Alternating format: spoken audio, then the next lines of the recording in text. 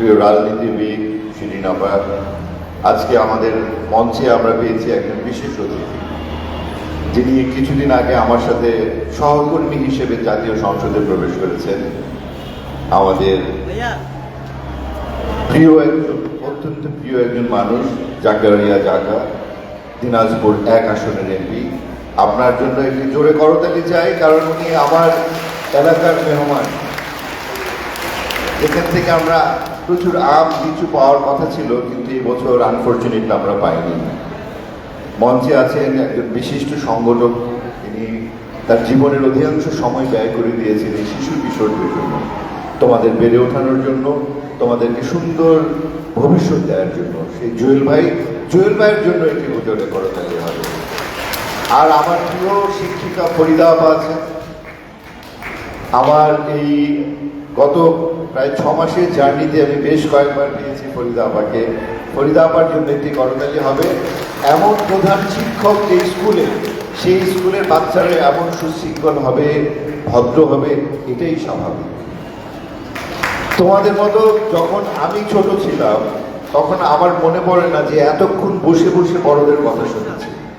এবার তোমাদের জন্য একটা জোরে করতালি চাই, কারণ এই সময় দেশে বেড়ানোর, ঘুরে বেড়ানোর, খেলে বেড়ানোর সেই সময়টাকে তোমরা দিয়েছ আজকে আমাদের কথা শোনার জন্য। এটা জীবনের অনেক জরুরি একটা ঘটনা, জরুরি একটা ব্যাপার। আমার এখন মাঝে মাঝে মনে হয়, তখন যদি বড়দের কথা আরো বেশি করে শুনতাম, তখন যদি এরকম বক্তৃতা, সেমিনার আরো বেশি করে শুনতাম, তাহলে হয়তো আমি আরো ভালো মানুষ হতে পারতাম, আরো ভালো রাজনীতিবিদ হতে পারতাম, আরো বেশি করে মানব কল্যাণে কাজ করতে পারতাম। শেখার কোনো শেষ নেই, তাই বলে শেখার ইচ্ছা বৃথা না। শিখতে হবে, শিখতে হবে, জানতে হবে। তবেই এই যে দেশ আমরা পেয়েছি, এই যে সোনার বাংলা আমরা পেয়েছি, এই যে বাংলাদেশ পেয়েছি, লাল সবুজের পতাকা পেয়েছি, সেটাকে বুকে ধারণ করে সারা বিশ্বে বাংলাদেশের নামকে আরো অনেক বড় জায়গায় নিয়ে যেতে পারবো আমরা ইনশাআল্লাহ। আজকে এই ধানমন্ডিতে তোমরা আছো, তোমাদের এই যে স্কুলের নাম, এই যে বুকে তোমরা একটা ব্যাচ পড়ছো, ধানমন্ডি বয়েজ, এই ধানমন্ডি নামের সঙ্গে কিন্তু বাংলাদেশের ইতিহাস একেবারে সম্পৃক্ত। ধানমন্ডি সেই 32 নম্বর বাড়ি, এই বাড়িতেই 1000 বছরের শ্রেষ্ঠ বাঙালি জাতির জনক বঙ্গবন্ধু শেখ মুজিবুর রহমান তার জীবনের অধিকাংশ সময় কাটিয়েছে। এখান থেকেই রচিত হয়েছে 7ই মার্চের সেই ঐতিহাসিক ভাষণ, বাংলাদেশের স্বাধীনতার ঘোষণা। এবং এই বাড়িতেই বেড়ে উঠেছে আমাদের মানবতার মা, আমাদের বর্তমান প্রধানমন্ত্রী, পাঁচবারের সফল প্রধানমন্ত্রী দেশরত্ন শেখ হাসিনা। সেরকম একটি জায়গায় এই অদ্ভুততা, এই রাস্তা দিয়ে বঙ্গবন্ধু হাঁটতেন, এই রাস্তা দিয়ে মাননীয় প্রধানমন্ত্রী এসেছে, এই রাস্তা দিয়ে তারা শিশু কিশোর অবস্থায় খেলাধুলা করেছে। সেরকম একটা জায়গায়, সেরকম একটা স্মৃতি নিয়ে তোমরা বেড়ে উঠছো। তোমাদের দায়িত্ব বাকি অন্যদের চেয়ে অনেক বেশি। তোমাদেরকে ভালো পড়াশোনা করতে হবে, সেই সাথে ভালো একজন মানুষ হয়ে উঠতে হবে। ভালো একজন মানুষ এখন বাংলাদেশের জন্য অনেক বেশি দরকার। বঙ্গবন্ধু দেখানো পথে হাঁটছে মাননীয় প্রধানমন্ত্রী। মাননীয় প্রধানমন্ত্রী আমাদেরকে স্মার্ট বাংলাদেশের দিকে এগিয়ে নিয়ে যাচ্ছে। আমাদের দরকার স্মার্ট জেনারেশন। সেই জেনারেশনের প্রতিনিধিত্ব করবে এই ধানমন্ডি বয়েজের স্টুডেন্টরা, সেই বিশ্বাস আমার আছে। আমি এর আগে এসে বলে দিয়েছিলাম যে বাংলাদেশের অত্যন্ত পৌরাণিক এই স্কুল, এই স্কুলের সংস্কার করা, এই স্কুলের উন্নয়ন করা আমার পক্ষে যতটুকু সম্ভব ইনশাল্লাহ আমি করব। আমি কথা দিয়েছিলাম এখানে একটা ভালো সাউন্ড সিস্টেম করে দেব, যেটা আমাকে প্রধান শিক্ষক ইয়াসমিন আপা বলেছেন। এই মঞ্চটা ঠিক করে দেওয়ার কথা বলেছেন। অলরেডি কিন্তু আমরা কাজ শুরু করে দিয়েছি। আমরা 2 সাইডে যে গ্লাসগুলি ভাঙা, সেগুলি পরিষ্কার করে, সেগুলি সংস্কার করে, তবে আমরা একটা একটা করে কাজ করব। একসাথে পুরোটা করা আমার পক্ষে এই মুহূর্তে সম্ভব না। আমার সাধ্য আছে, সাধ্য একটু কম। তোমরা দোয়া করো যেন আমি সবগুলি কাজ করে দিতে পারি। আজকে আমরা যে উদ্দেশ্যে এখানে একত্রিত হয়েছি, বৃক্ষরোপণ। মাননীয় প্রধানমন্ত্রী গতকাল পরিবেশ দিবসের একটি অনুষ্ঠানে বলেছেন যে আমরা যদি প্রত্যেকে 3টি করে গাছ লাগাই, এই 18 কোটি মানুষের দেশে কত কোটি গাছ হয়। খুব সহজ একটা ব্যাপার। আমরা কিন্তু বেশ কিছু গাছ লাগিয়ে ফেলেছি সকালবেলা এসে, তোমরা দেখেছো। এখন তোমাদের কাজ হবে এই গাছগুলো স্কুলের চারিদিকে, বাউন্ডারি ওয়ালের চারিদিকে তোমরা এই গাছগুলি লাগাবে এবং নিজেরা এসে প্রতিদিন সকালবেলা একটু সময় নিয়ে গাছগুলির পরিচর্যা করবে। দেখবে যে কি আনন্দ, তোমরা বেড়ে উঠবে, তোমাদের সাথে সাথে এই গাছগুলো বেড়ে উঠবে, একসঙ্গে এই গাছগুলি ফল দেবে। তখন দেখবে যে নিজের গাছের একটা ফল পেরে খাওয়ার কি আনন্দ, সেই আনন্দ আর কোথাও পাওয়া যায় না। আজকে আমরা যদি নিজে একটা গাছ লাগাই, বাড়িতে একটা ছোট্ট জায়গায় একটা মাছ পালি, একটা পাখি পুষি, তবে দেখেছি সেই পোষা পাখিটার সাথে, সেই পোষা পশুটার সাথে অদ্ভুত একটা বন্ধুত্ব হয়ে যাবে।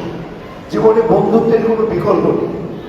বন্ধুত্বটা জীবনে অনেক বড় একটা ভালো বন্ধু তোমার জীবন পরিবর্তন করে দিতে পারে। সেই বন্ধুত্ব যদি আমরা পরিবেশের সাথে করি, সেই বন্ধুত্ব যদি আমরা প্রকৃতির সাথে করি, তবে দেখবে যে জীবন কত সুন্দর। এবং আমরা যে সারাক্ষণ বলে যাই যে আমরা একজন ভালো মানুষ চাই, আমরা একজন প্রকৃত দেশপ্রেমিক চাই, সেই ব্যাপারগুলি তোমাদের হৃদয়ে চলে আসবে। আজকের অনুষ্ঠানের সঞ্চালক আমার সম্পর্কে এত ভালো ভালো কথা কেন বলেছে জানো? কারণ সে আমার বন্ধু। দুলাল ভাই আমার বন্ধু। দুলাল ভাইয়ের জন্য কিছু করতালি চাই। আমি যখন কেউ না, আমি যখন ঢাকা বিশ্ববিদ্যালয়ে পড়ি গণযোগাযোগ ও সাংবাদিকতার বিভাগে, তখন দুলাল ভাই একজন প্রতিষ্ঠিত সাংবাদিক, সম্ভবত ভোরের কাগজ অথবা জনকণ্ঠে সে লিখে। আমি ঢাকা বিশ্ববিদ্যালয় থেকে একদিন এফডিসিতে যাই, একটা ফিল্ড ওয়ার্কার। তিনি নিউজ করে দেন যে আমি নাকি সিনেমায় নামছি।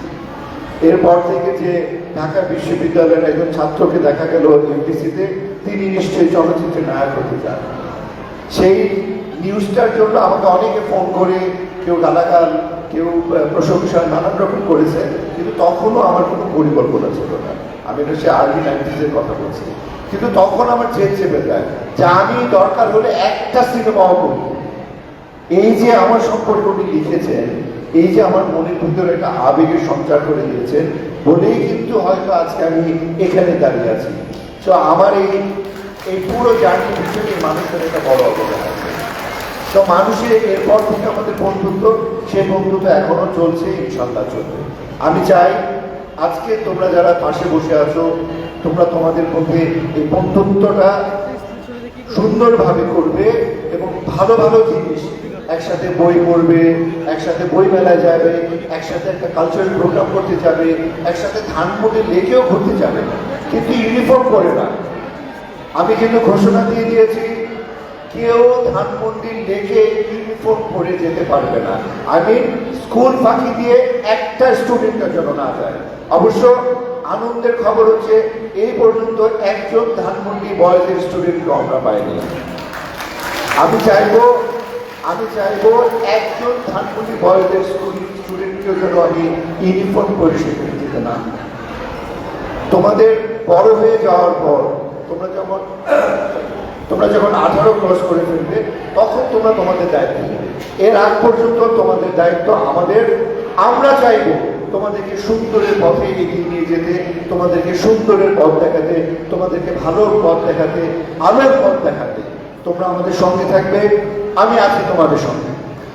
এই যে তোমাদের সঙ্গে আমার বন্ধুত্ব হলো, ইনশাল্লাহ আজীবন এই বন্ধুত্ব তোমাদের সাথে থাকবে। কারণ আমি প্রতিদিন অফিসে যাওয়ার সময় এই ধানমন্ডি বয়েজ স্কুলটা দেখি, প্রতিদিন এখান থেকে ফিরে যাওয়ার সময় ধানমন্ডি বয়েজ স্কুল দেখি। সো তোমাদের জন্য আমার ভালোবাসা অন্য অনেক ভালোবাসার চেয়ে আলাদা। এই ভালোবাসা আজীবন থাকবে। তোমাদেরকে শুধু একটাই ওয়াদা দিতে হবে আমাকে, যে তোমরা কেউ কখনো কেন তো মাদক স্পর্শ করবে।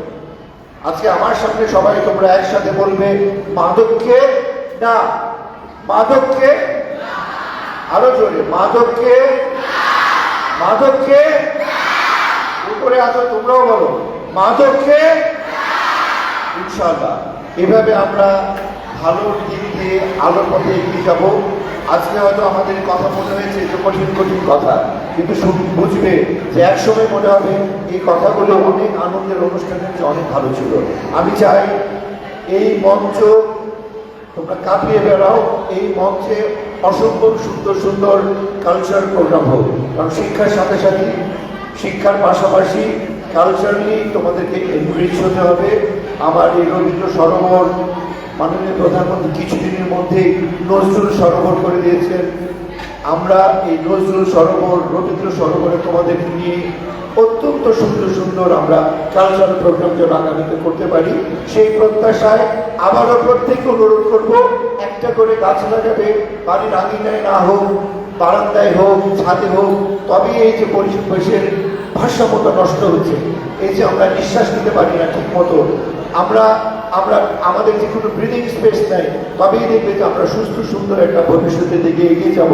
মাননীয় প্রধানমন্ত্রী জননেত্রী দেশরত্ন শেখ হাসিনা আমাদেরকে যে স্মার্ট বাংলাদেশের স্বপ্ন দেখাচ্ছে, প্রকৃত অর্থে আমরা স্মার্ট জেনারেশন তৈরি করে সেই স্মার্ট বাংলাদেশের দিকে মাননীয় প্রধানমন্ত্রীর সাথে একসাথে হেঁটে যাব, এবং আমি যে অঙ্গীকারগুলো করেছি সেই অঙ্গীকারগুলো যেন আমি রাখতে পারি, সেই প্রত্যাশা নিয়ে আবারও বঙ্গবন্ধু শিশু কিশোরের উজ্জ্বল ভবিষ্যৎ কামনা করে আমি আমার কথা শেষ করছি। সবাই ভালো থাকবে, সুস্থ থাকবে, নিজের জায়গা থেকে বাংলাদেশকে আরেকটু করে বেশি ভালোবাসবে। জয় বাংলা, জয় বঙ্গবন্ধু, জয় হোক মাননীয় প্রধানমন্ত্রী দেশরত্ন শেখ হাসিনা।